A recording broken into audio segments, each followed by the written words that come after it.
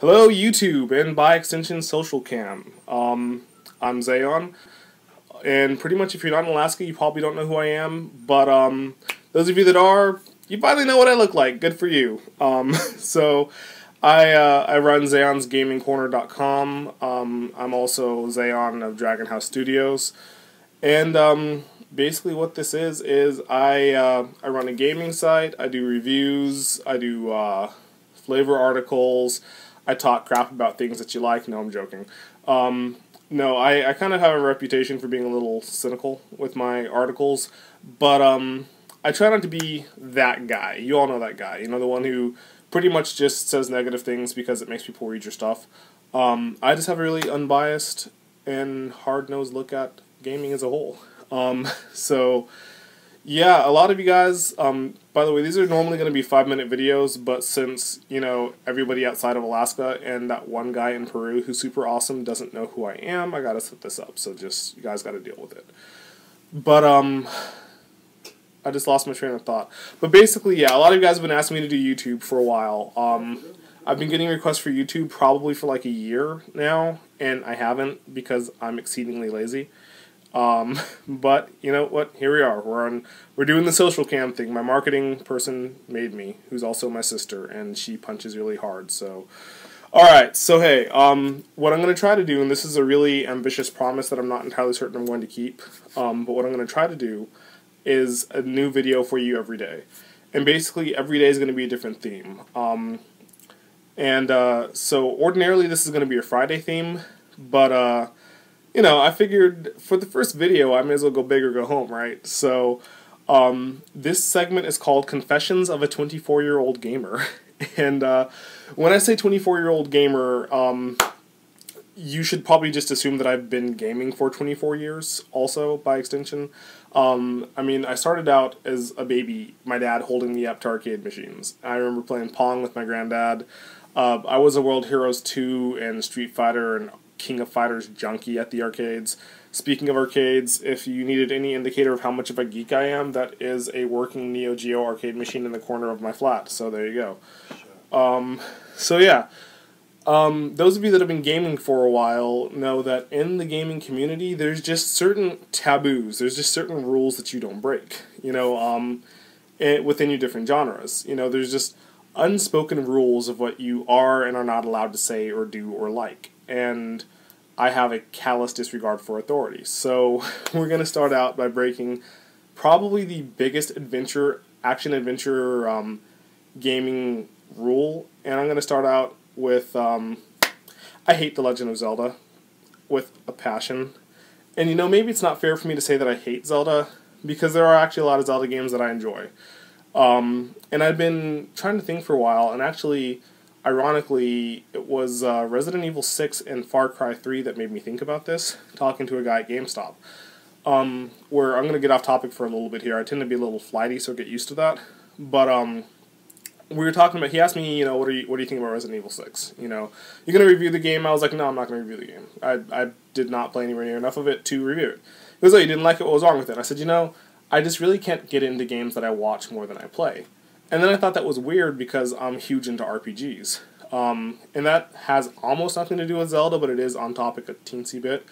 In that, my buddy King Carl, who's actually sitting on the couch right now, but I'm going to be really merciful and not direct at him because he's, like, tired and everything, figured out what it is about the Zelda games that I like. He's a big Zelda fan and has gotten me into a lot of the games and gotten me to enjoy a lot of the games. But it's a little bit unfair to say that I hate Zelda. But the Zeldas that I don't like, you know, okay, so I kind of enjoyed the first Zelda. I respect what the second Zelda wanted to do. I adore Zelda 3, the Link's Awakening, and Link to the Past, yeah. The Link's Awakening DX I thought was groovy. I hate Ocarina of Time more than I have words to express. And I hate Majora's Mask even more. And no, it's not because I don't understand the franchise and I don't have patience for it. But I'll get into why I don't like those games later. I liked Twilight Princess, and Skyward Sword is probably my favorite, even though I haven't played a whole lot of it. So I think first and foremost, my biggest issue with Zelda is the combat engine.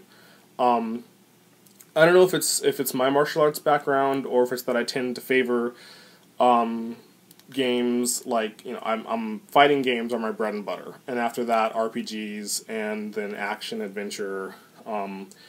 Shooting games are somewhere at the bottom, just a hair above sports games, but I'll play them, But I have a hard time getting into a game that doesn't have a deep melee combat engine. It's probably the number one reason why I hate Jak and Daxter so much. I need substance to the combat, and if your combat consists of left swing, right swing, left swing, right swing, occasional forward swing, occasional backflip swing, I'm not really going to get into it.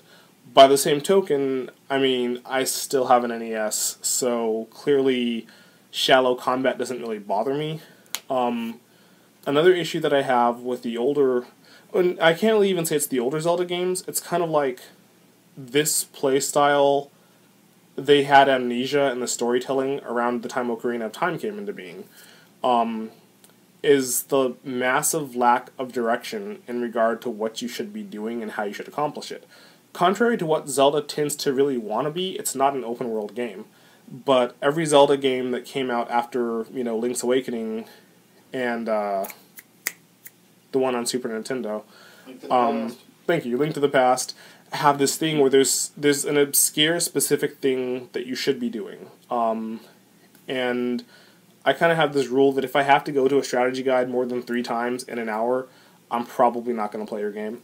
So Ocarina of Time, my entire time with that game was consisting of me being horribly lost and not knowing what I should be doing.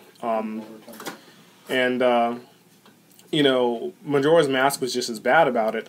Twilight Princess was a little bit better, and Skyward Sword was pretty legit about it. I'm not saying I want a game to hold my hand all the way through, but give me something, So let's see, there's the combat, there's the lack of direction. My biggest issue is probably the save system. I understand that it's supposed to, give some element of challenge or whatever, but the thing is I'm not a 14-year-old kid anymore. I got stuff to do, and so I don't have time for a game that I will lose everything that I did and have to do everything over again if I don't complete what I'm doing in one sitting. So kind of those are the main reasons that I can't get into it. It's not because he's a silent protagonist. I grew up with those. It's not because of any of the myriad reasons that I'll probably read in the comments for why I probably should be really loving the series. But yeah, that is my confession for the week. I'm already 40 seconds over what I planned to, but I don't really care. So hey, I hope you guys enjoyed. Leave a comment below. Visit me at www.xeawnsgamingcorner.com. Go to dragonhousestudios.org. Check out my books. And, follow me on the Twitter at DragonhouseAK. Alright, you guys, have a groovy day.